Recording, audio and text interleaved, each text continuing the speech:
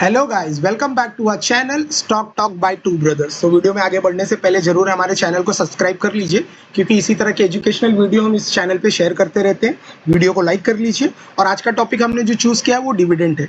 तो एग्जैक्टली जो पूरे शेयर मार्केट का मिथ है कि डिविडेंड क्या होता है, कैसे उसका पे आउट मिलता है, क्या करना होता है डिविडेंड लेने के लिए, उसके बारे में आज भी हम इस वीडियो में जानेंगे। सबसे पहले बात कर लेते हैं डिविडेंड एक्चुअल में डिविडेंड स्टॉक की ज़रूरत क्या है, वो क्यों है। तो मान लीजिए आपके पास कुछ पैसे पड़े हुए हैं जिसका हाल फिलहाल में आप यूज़ नहीं कर रहे हैं। लेकिन प्रॉब्लम ये है कि अगर आप एफडी कर देते हैं तो वहाँ पे लॉक इन पीरियड हो जाता है, बॉन्ड्स में कर देते हैं तो लॉक इन पीरियड हो जाता है, फिर म्यूचुअल फंड में इन्वेस्ट कर लेते हैं तो वो एक्चुअली लॉन्ग टर्म का गेम है। तो एग्जैक्टली फिर करें क्या। तो आप ऐसा कर सकते हैं, अब वो पैसा किसी को उधार दे देते हैं, वो आपको मिलने वाला नहीं है। नॉर्मल बैंक अकाउंट में रखेंगे, आप खुद ही खर्चा कर देंगे। तो उससे बेस्ट है जो है वो डिविडेंड पे आउट कंपनी में इन्वेस्ट करके रखना है।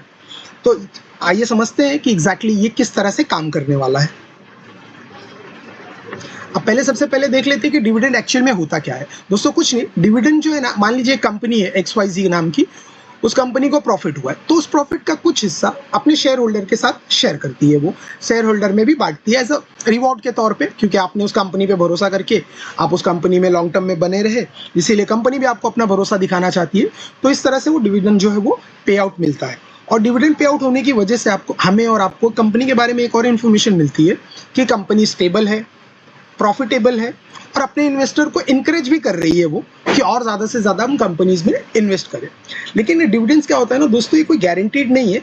बट यस, वीडियो को एंड तक ज़रूर देखिएगा। हमने कुछ चुनिंदा कंपनीज भी कवर की है इस वीडियो में, जो रेगुलर लास्ट 20-30 ईयर से रेगुलर डिविडेंड पे आउट दे रही है। ठीक है, और ये गारंटी नहीं है, और ये कंपनी की पॉलिसी है, बोर्ड ऑफ डायरेक्टर है, मार्केट की कंडीशन पर डिपेंड करता है। बट घबराइए नहीं, हमने वो कंपनी भी चूज करके रखी हुई है जो रेगुलर दे रही है। पहले एग्जांपल से समझ लेते हैं कि इसे कैलकुलेट कैसे किया जाएगा। मान लीजिए XYZ कंपनी है, 100 शेयर आपने खरीद के रखा है और एक शेयर का डिविडेंड अनाउंस हुआ है 10 रुपये।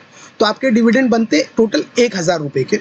ये आपका डिविडेंड है। अब ये किस तरह से मिलने वाला है, कैसे आपको दिया जाएगा, उसके बारे में जो है बात करें। अच्छा, आपका स्टॉक कहीं भी परफॉर्म करे, मान लीजिए पोर्टफोलियो माइनस में है या पोर्टफोलियो प्रॉफिट में है, वो इससे रिलेटेड नहीं है कि अगर माइनस में है तो डिविडेंड कंपनी अनाउंस नहीं करेगी।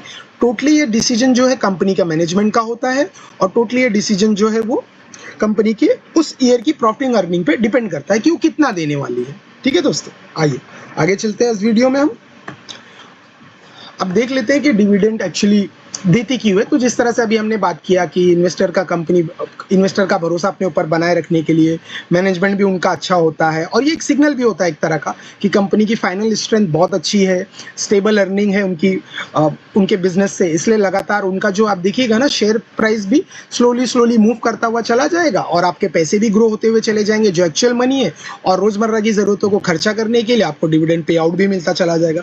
तो इससे बेस्ट मुझे तो कुछ नहीं समझ में आया। जैसे कि हमने अभी डिस्कस किया, एफडी लॉक इन पीरियड है, बॉन्ड्स लॉक इन पीरियड है, म्यूचुअल फंड लॉन्ग टर्म का गेम है। तो डिविडेंड में अगर रेगुलर कुछ इनकम आप जनरेट करना चाहते हैं स्टॉक मार्केट से, तो आप जरूर इसको फॉलो कर सकते हैं। चलिए आइए समझ लेते हैं कि जो डिविडेंड 1000 रुपये का बना है, पिछले एग्जाम्पल है, वो आपको मिलेगा कैसे। तो पहले क्या होता था, कैश में होता था, बैंक ट्रांसफर होता था, और स्पेशल डिविडेंड्स होते थे, इंटरिम डिविडेंड्स होते थे, इस तरह से। तो अब डिजिटल इंडिया है, भारत डिजिटल इंडिया की तरफ बढ़ रहा है, इसकी वजह से क्या होगा, कैश में तो इन्होंने बंद कर दिया है। तो जिस ब्रोकर के थ्रू आपने अकाउंट खुला के और इन्वेस्ट किया है उस शेयर्स में, तो उस ब्रोकर के पास आपकी जो है बैंक अकाउंट की भी इंफॉर्मेशन होती है। तो उसी तरह से उसी सेम अकाउंट में बैंक ट्रांसफर के थ्रू आपका पैसा, आपका डिविडेंड अमाउंट आपको पे कर दिया जाएगा। या तो एक एडिशनल क्या होता है कि कंपनी आपको एडिशनल कुछ शेयर दे देती है। तो लास्ट एग्जाम्पल में हमने देखा कि आपके पास 100 शेयर है, 1000 रुपये आपका डिविडेंड पे आउट बनता है। तो मान लेते हैं कि डिविडेंड जो स्टॉक प्राइस है वो भी 100 रुपीज़ की। तो इस केस में नेक्स्ट डे मॉर्निंग में आप देखेंगे आपके पोर्टफोलियो में, होल्डिंग्स में 110 शेयर आपको दिखाई देंगे। ठीक है, कुछ स्पेशल डिविडेंड्स भी अनाउंस होता है। वो इस तरह से अनाउंस किया जाता है कि मान लीजिए कंपनी ने प्रोजेक्ट किया था, उम्मीद लगाई थी कि इस साल हमें 2000 करोड़ का प्रॉफिट होगा, लेकिन प्रॉफिट हो गया 2500 करोड़ का। तो जो रेगुलर मिल रहा है वो तो मिलेगा ही आपको, स्पेशल डिविडेंड भी अनाउंस किया जाता है। इसी तरह से पे आउट जो तो वो सेम ही रहेगा, या तो स्टॉक एडिशनल स्टॉक दे दिया जाएगा या बैंक में ट्रांसफर कर दिया जाएगा। अब यहाँ पे बात कर लेते हैं। तो ये पूरा का पूरा कंपनीज बोर्ड ऑफ डायरेक्टर जो है वो डिसाइड करते हैं कि किस तरह से कितना डिविडेंड देना है। तो आपको दोस्तों एक इंपॉर्टेंट इन्फॉर्मेशन आपको ये बता दीजिए, मान लीजिए कि आज डिविडेंड अनाउंस हो रहा है और आज ही आप शेयर खरीद के बैठ जाएंगे तो कल आपको नहीं मिलेगा। कंपनी कभी भी डिविडेंड अनाउंस करने से पहले एक डेट भी अनाउंस करती है जिसे हम रिकॉर्ड डेट कहते हैं। अगर रिकॉर्ड डेट से पहले उस कंपनी का शेयर आपके पोर्टफोलियो होल्डिंग्स में है तो ही आप एलिजिबल होते हैं उसके डिविडेंड पे आउट के लिए। ठीक है दोस्तों, तो इस बात का जरूर ध्यान रखिएगा। अब जो है टीडीएस पे डिविडेंड पे टीडीएस भी डिडक्ट होता है, तो इस बात का जरूर ख्याल रखिएगा आप भी, क्योंकि ये टैक्सेबल इनकम है इन शॉर्ट।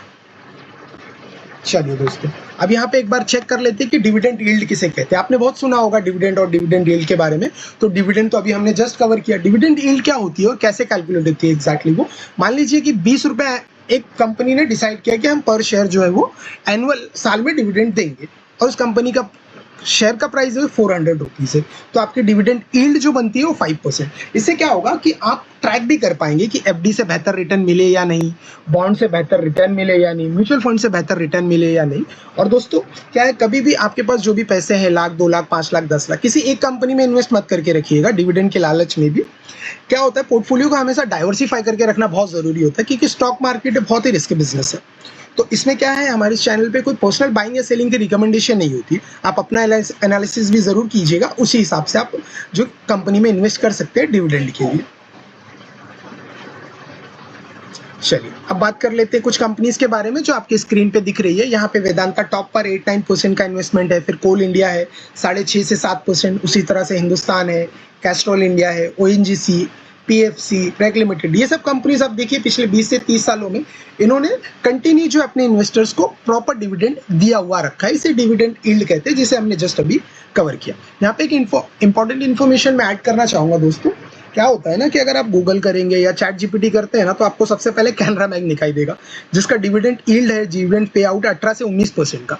तो इस तरह से नहीं होता है कि कंपनी बहुत ज़्यादा डिविडेंड दे रही है तो मतलब बहुत ज़्यादा प्रॉफिटेबल है, ऐसा भी नहीं हो। डिविडेंड के लालच में ऐसा ना हो कि कोई गलत जो है फैसले ले ले आप। कैनरा बैंक का अगर आप फंडामेंटल एनालिसिस करते हैं ना दोस्तों, वो एक लॉस मेकिंग बैंक है, गवर्नमेंट बैक्ड है, इसके वजह से वो आपको इस दुनिया में नजर आ रही है, नहीं तो टोटल लॉस मेकिंग बैंक है। तो ऐसी कंपनियों में हमें अपने हार्ड एंड मनी इन्वेस्ट नहीं करना है।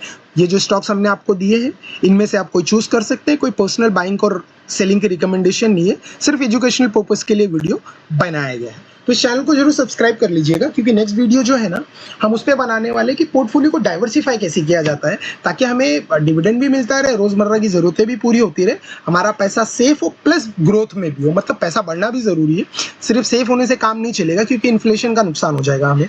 तो इसके लिए पैसा बढ़ता भी रहेगा और हमें डिविडेंड पे आउट भी रेगुलर मिलता रहेगा। ठीक है दोस्तों, तो चलिए इस वीडियो में फिलहाल के लिए इतना ही था। वीडियो में जाने से पहले ज़रूर हमारे चैनल को सब्सक्राइब कर लीजिए, वीडियो पसंद आई है तो लाइक कर लीजिए, दोस्तों में शेयर कर दीजिए। मिलते हैं अगली वीडियो में। Good night.